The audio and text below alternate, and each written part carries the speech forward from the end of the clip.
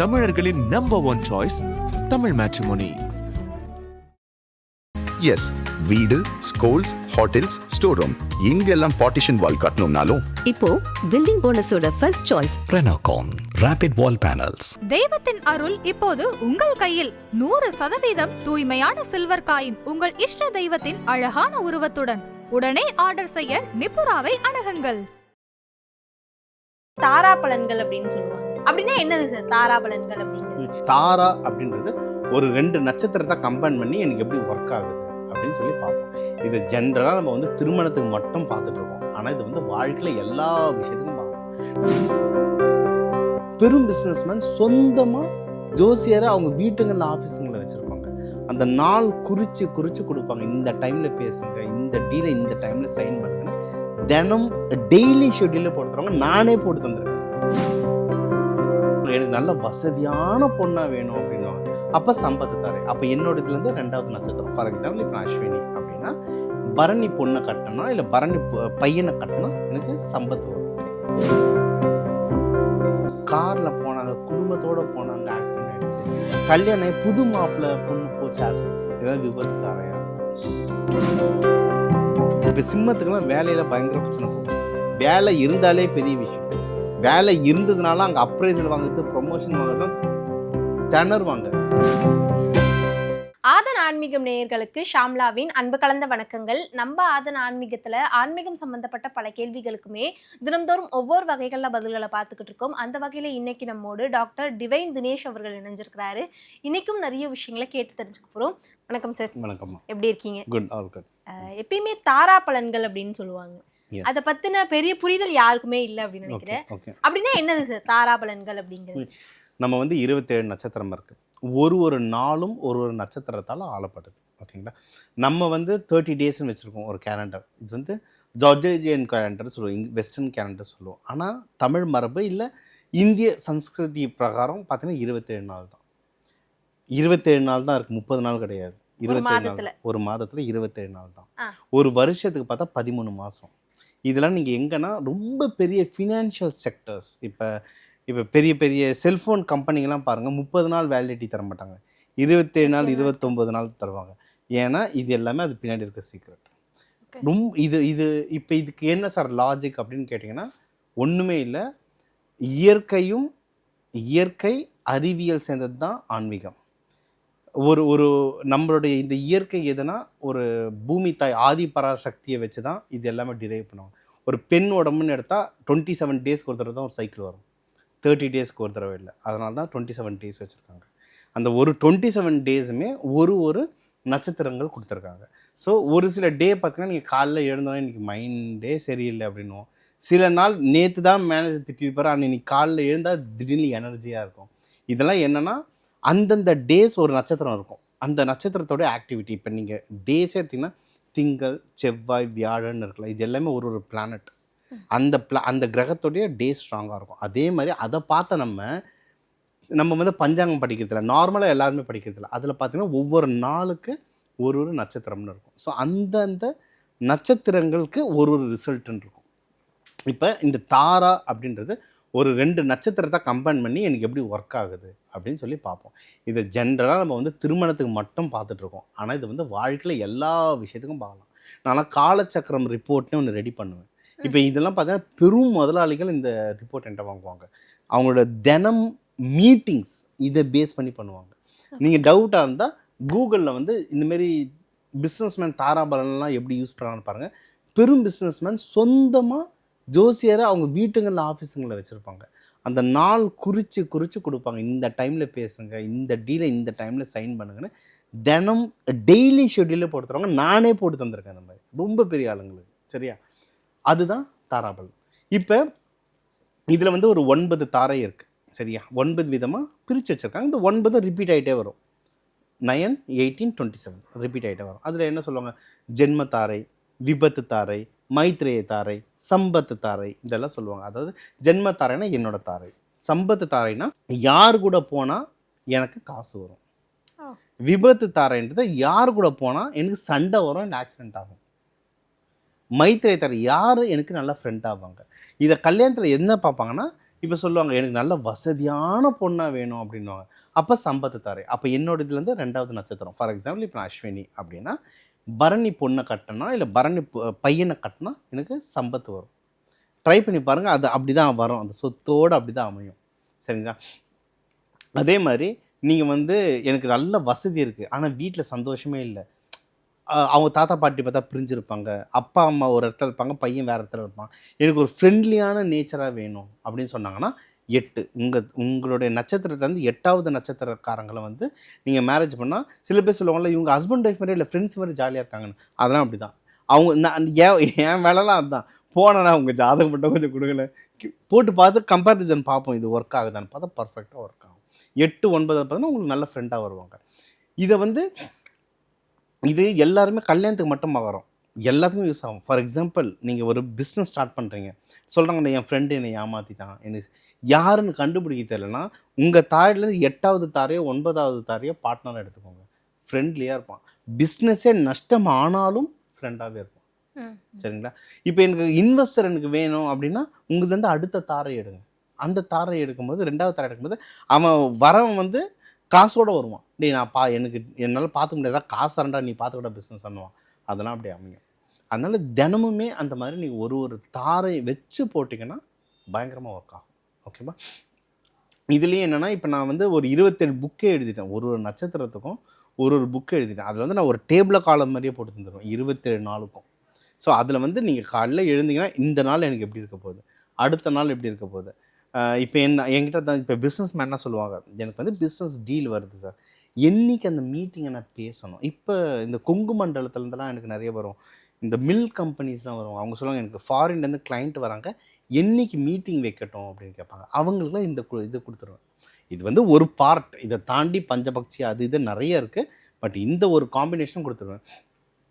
அதில் உங்களுக்கு வந்து அந்த சம்பத்து தார என்றைக்கோ அன்றைக்கி மீட்டிங் கிளைண்ட் மீட்டிங் வச்சிங்கன்னா காசு வரும். சரிங்களா? வேறு இப்போ விபத்து தாரை மாதிரி இருக்கிற டைம்லலாம் கவர்மெண்ட்டை நம்ம ஆஃபீஸில் உட்காந்து நம்ம வேலையை மட்டும் பார்க்கணும். சில பேர் சொல்லுவாங்க, நீ சில பார்த்துருக்கீங்களா, காரில் போனாங்க, குடும்பத்தோடு போனாங்க, ஆக்சிடெண்ட் ஆகிடுச்சு, கல்யாணம் புது மாப்பிள்ளை பொண்ணு போச்சு, இதெல்லாம் விபத்து தாரையாக இருக்கும். ஆனால் அவங்க தெரியாமல் கல்யாணம் பண்ணிட்டு இருப்பாங்க, தெரியாமல் பண்ணிப்பாங்க. அதாவது நிறைய புரிதல் இல்லாமல் நிறைய பேர் சொல்லுவாங்கள்ல, நான் 10 பொருத்தம் பார்த்து கல்யாணம் பண்ணேன் ஆனால் டிவோர்ஸில் போய் நின்றுச்சேன். ஃபார் எக்ஸாம்பிள் சொன்னேன், பூரட்டாதி, நீங்கள் பூரட்டாதியும் ரோஹிணியும் நீங்கள் எடுத்துக்கிட்டிங்கன்னா 10க்கு 10 பொருத்தம் அப்படி மேட்ச் ஆகும், 10க்கு 8, 9 பொருத்தமும் மேட்ச் ஆகும். ஓகேவா? ஆனால் இந்த தாராபலன் பிரகாரம் பார்த்தீங்கன்னா பூரட்டாதிக்கும் ரோஹிணிக்கும் ஆகவே ஆகாது, பஞ்சாயத்தை தான் போய் நிற்கும். பஞ்சாயத்துனா ரொம்ப மோசமான உயிர் பறிக்கும் தாரை அளவுக்கு போகும் பூரட்டாதியும் ரோஹிணியும்.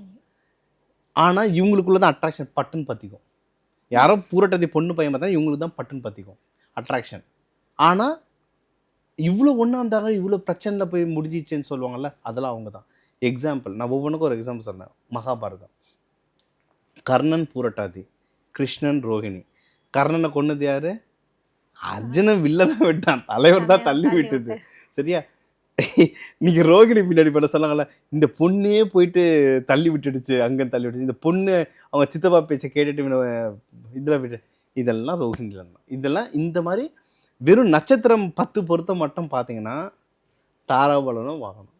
இதெல்லாம் பாதை கட்டும் போது தான் ஓகே அப்படின்ற மாதிரி தெரியும். இப்போது ஒருத்தருடைய வாழ்க்கையில் ஏதோ ஒரு சனி பெயர்ச்சியாக இருக்கட்டும், குரு பெயர்ச்சியாக இருக்கட்டும், ஜாதகத்தில் ஏதாவது ஒரு தாக்கம், தோஷங்கள், ஏதாவது ஒரு பிரச்சனை இருக்குது. ஆனால் இந்த தாரபலன் அப்படிங்கிற ஒரு விஷயத்தை வச்சு அந்த மாற்றங்களை கொண்டுட்டு வர முடியுமா? மேனேஜ் பண்ண முடியும்.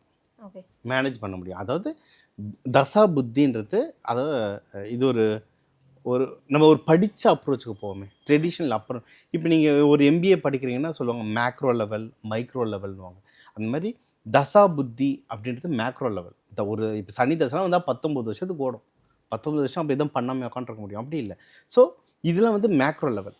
எனக்கு கஷ்டம் இருக்குது, அன்றைக்கி நான் சமாளிக்கணும். அதாவது என்கிட்ட காசு சுத்தமாக இல்லை, ஆனால் இந்த கிளைண்ட் ஆஃபீஸுக்கு ஒரு 100 ரூபா நான் ஒரு பைக்கு ரைடு எடுத்துகிட்டு போயிட்டு காசு ஒரு 10,000 ரூபாய் வாங்கிட்டு வந்துடுவேன்னா அந்த 100 ரூபா தான் இந்த தாரை. 10,000 ரூபான்றது தசா புத்தி, அங்கே போய் ரீச் ஆகிட்டா எனக்கு கிடச்சிடும். இந்த 100 ரூபா தான் தாரை. ஆனால் இந்த 100 ரூபா தான் அந்த 10,000 ரூபாய் எடுத்துன்னு வர இடத்துக்கு உங்களுக்கு தள்ளிட்டு போகும். ஸோ எனக்கு எனக்கு வந்து இப்போ சனி பயிற்சி, இப்போ மீன ராசிகளாக கொழுந்து விட்டு எரிஞ்சிட்ருக்கோம். ஏன்னா அங்கே வந்து சனி பகவான் ஜென்ம சனியில் இருக்கார். சிம்மத்துக்கும் அதே மாதிரி பயங்கரமாக கஷ்டப்பட்டுட்டு இருப்பாங்க. இப்போ இவங்களுக்கு வந்து எனக்கு நாளே நல்லா இல்லை. நீங்கள் ஒன்றும் இல்லை, நீங்கள் வந்து எந்த வீடியோ வேணால் எடுத்துக்கோங்க, சிம்மமோ மீனமோ இப்போ நீங்கள் என்ன பாசிட்டிவாக சொன்னாலும் கீழே திட்டிகிட்டே இருப்பாங்க. நீங்கள் சொல்கிறதெல்லாம் போய் நாங்கள் அவ்வளோ கஷ்டப்படுறோன்னு. இப்போ அப்போ எல்லாருமே சொல்கிறாங்களா எல்லாம் போய்? அப்படி கிடையாது. இதை மேனேஜ் பண்ண தெரியணும். எனக்கு டைம் சரியில்லை, ஆமாம் உனக்கு இல்லை, ஊரில் எல்லாருக்குமே டைம் சரியில்லை. நீங்கள் எந்த லீடர் சிம்மம் என்ன சரி இவரை சொல்லி தள்ளி இருக்க ட்ரம்ப்பே எடுத்துக்கோங்க, சிம்மம் அவர் பக்கா, அவர் மாட்டாத பிரச்சனையா வரிசையாக மாட்டிகிட்டு இருக்காரு. உலகத்தில் இருக்க பெரும் தலைவர்கள் சிம்மத்தில் இருக்கவங்க எல்லாருமே இப்போ மாட்டிக்கிட்டு இருக்காங்க. இப்போ உனக்கும் அந்த பிரச்சனை வரும், அவங்களுக்கே வருதுலாம். அப்போ இந்த டைமில் நான் எப்படி தப்பிச்சுக்கணும்னா தாராபலம் சிம்பிள். இப்போ சிம்மத்துக்கெல்லாம் வேலையில் பயங்கர பிரச்சனை போகும். வேலை இருந்தாலே பெரிய விஷயம். வேலை இருந்ததுனால அங்கே அப்ரைசல் வாங்குறது, ப்ரொமோஷன் வாங்குறது தான் திணறுவாங்க. அப்போ அவங்க அப்ரோச் பண்ணணும் அப்படின்னா இந்த தாராபலன் லிஸ்ட் எடுத்துகிட்டு அதில் எந்த நாள் நல்ல நாள் பார்த்துட்டு அன்றைக்கி போய் மேனேஜர்கிட்ட பேசணும். விபத்து தாரை அன்றைக்கி போய் பேசிட்டிங்கன்னா தருது பிடிங்கி வச்சுப்பார், அவ்வளோதான் விஷயம். ஸோ இந்த டேஸ் பார்த்து போய் இதுதான் சொல்லுவாங்கள்ல, அந்த குறி வச்சா இற வேணும், அதுதான் இதெல்லாம் இந்த தாராபலம். இதை மேனேஜ் பண்ணிங்கன்னா பெரும் பிரச்சனைகள்லேருந்து நம்ம தப்பிச்சுக்க இது ஒரு சேஃப் கார்டாக ஒர்க் ஆகணும். இப்போது பித்ருதோஷம், அதே மாதிரி செவ்வாய் தோஷம், ஒவ்வொரு தோஷங்கள் இருக்கு. அதுக்கும் ஒவ்வொன்றுத்துக்கும் வந்து இந்த பரிகாரம் பண்ணோம்னா அந்த விஷயங்கள் ஸ்ட்ராங் ஆயிடும், இல்ல அதுல இருந்து கொஞ்சம் ரெட்டிஃபை ஆகலான்றதுக்கு நம்ம நிறைய விஷயங்கள் பாக்குறோம். அந்த மாதிரி இந்த தாராபலனுக்கும் அந்த தாராபலனை நமக்கு ஃபேவரபிளா மாத்துறதுக்கு, இல்ல நமக்கு சாதகமா கொஞ்சமாவது இப்ப இருக்கிற பிரச்சனையில இருந்து எனக்கு இது பண்ணா கொஞ்சம் ஃபேவரபிளா மாறதுக்கு வாய்ப்பு இருக்கு, அது மாதிரி இருக்கு. இப்ப நீங்க சொன்ன பித்ரு தோஷம் செவ்வாய் தோஷம்லாம் வந்து எக்ஸ்ட்ரீம் மேக்ரோ லெவல் தோஷத்திலே டாப் கேட்டகரி, சரியா? அவங்கள ஒரு பக்கம் வச்சுப்போம். அதுக்கும் சில வழிமுறைகள் இருக்கு, நம்ம ஒரு இன்டர்வியூல பேசுவோம். இப்போ நீங்கள் வந்து தாராபலன் ஆக்டிவேட் பண்ணால் அதுதான் நம்ம உடம்புல சரி பாதி. அது நிறைய பேர் சொல்லியிருக்காங்க, வெஸ்டர்ன்லேயே சொல்லுவாங்க. இந்த ராபர்ட் கியோசகின்னு இருக்கார், அவர் சொல்லுவார், your 90% of your problem will be solve if you right the best partner. Partner கரெக்டாக வந்தாலே 90% பிரச்சனைகள் முடிஞ்சிச்சுன்னுவாங்க. நம்ம என்ன சொல்கிறோம், அர்த்தநாதீஸ்வரர், நம்ம உடம்புல பாதி அவங்க தான். அதனால தான் கல்யாணம் பார்க்கும்போது அந்த தாரா பார்த்து கல்யாணம் பண்ணுறாங்க. இப்போ அதான் சொல்கிறேன், இப்போ அஸ்வினி பையன் வந்து ஏதோ ஒரு விதத்தில் வந்து பையன் உஷாராக இல்லை, சம்பாதிக்கலைன்னா பொண்ணு பரணி ரெண்டாவது சம்பத்தாரை பொண்ணாக பார்த்து கல்யாணம் பண்ணி விஷயம் சொல்லுவாங்களே, ஆள் ஆகாது, அவங்க ஒய்ஃபு சரியான உஷாரு பயங்கரமாக சேர்த்துக்குதுன்னு, அதெல்லாம் இதுதான். ஆனால் அதே ஒய்ஃபை விபத்து தாரை ஆளோட கல்யாணம் பண்ணி வச்சிங்கன்னா முடிஞ்சது கதை. ஸோ அந்த மாதிரி மேட்ச் பண்ணிட்டீங்கன்னாவே பெஸ்ட்டு. இது கல்யாணம் சார் கல்யாணம் ஆகிடுச்சு இதுக்கப்புறம் மாற்றுறது கஷ்டம் அப்படின்னா என்னென்னா அந்தந்த சிம்பிள்ஸை நீங்கள் யூஸ் பண்ணிக்கலாம். இப்போ ஃபார் எக்ஸாம்பிள் இப்போ ரேவதி நட்சத்திரத்துக்கு வந்து குதிரை, அஸ்வினி வந்து சம்பத்து தாரை. நான் ரேவதி நட்சத்திரம் எல்லாருக்குமே சொல்லுவேன், குதிரையோடைய ஃபோட்டோ வைங்க. குதிரை நம்ம வந்து நிறைய இன்ஸ்ட்ருமெண்ட்ஸ் இப்போ நம்ம இந்த மாதிரி பல விஷயங்கள் செஞ்சு தரோம். அதில் வந்து இந்த நட்சத்திரத்து குறியீடுகளையும் நம்ம டாலர்ஸாக செஞ்சு கொடுப்போம். ஸோ அந்த குதிரை மாதிரி டாலர்ஸ் வச்சுக்க சொல்லுவோம், குதிரை மாதிரி பொம்மைங்க வச்சுக்க சொல்லுவோம். அதுலேயும் இப்போ நீங்கள் முன்னாடி ஒரு இன்டர்வியூவில் இந்த முருகர் பற்றி கேட்டிங்கல்ல, எனக்கு ஒருத்தவங்க 10 நாள் கழித்து ஃபோன் பண்ணி திட்டுறாங்க பயங்கரமாக, சார் நீங்கள் குதிரை வைக்க சொன்னீங்க, வச்சு ஒரே சண்டையாக இருக்குது சார் வீட்டில், அது இதுன்னு. அது எப்படிமா இருக்கும், கரெக்டாக ஒர்க் ஆகும். ஃபோட்டோ எடுத்து அனுப்புங்கன்னா கருப்பு கலரில் குதிரை அப்படியே ஏறி எகிரிட்டு இருக்கு, முடியலாம் அப்படியே நெருப்பு பறக்கிற மாதிரி, அந்த வார் ஹார்ஸ் மாதிரி. இது எதுக்குன்னா ஏற்கனவே மீனம் அவங்க ஹஸ்பண்ட் ஒய்ஃபுக்குள்ளே சண்டை, ஹாலில் நல்லா பெரிய பொம்மையை தந்து வச்சுருக்காங்க. அப்புறம் வீட்டில் சண்டையாக இருக்குது சொன்னாங்க, ஏமா வச்சா சண்டை தான்மா வரும்.